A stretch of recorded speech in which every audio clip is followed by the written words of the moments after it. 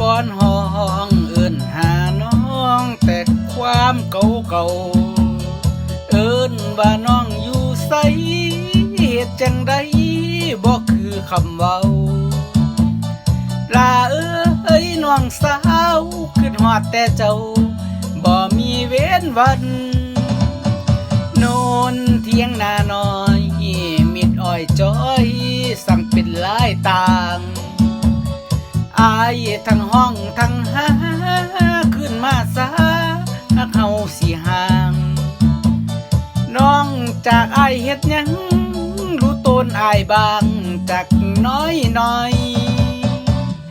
ญาติน้องเว้าค่าลืมซาสันบ่เจ้าข่อยญาติลืมชื่อเก่าบัวคำเอิ้นให้งามเป็นติ่มเป็นต้อยเอิ้นมีจอยบ่ฮู้น้องข่อย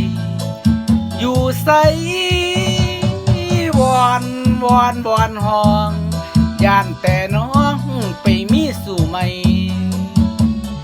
บ้านน้องอยู่อีสานเฝ้าคืนบ้านขึ้นมาหาอายน้องไปลีอยู่ไสได้ยินอายเอิ้นหาวอน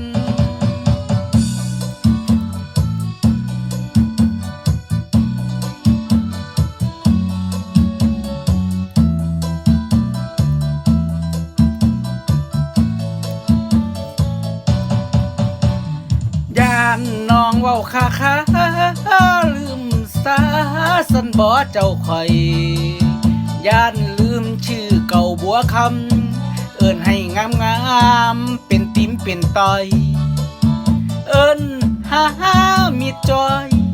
บ่ฮู้น้องข่อยอยู่ไสวอนห้องย่านแต่น้องไปมีสู่ใหม่บ้านน้องอยู่อีสานเฝ้าคืนบ้านขึ้นมาหาอายน้อง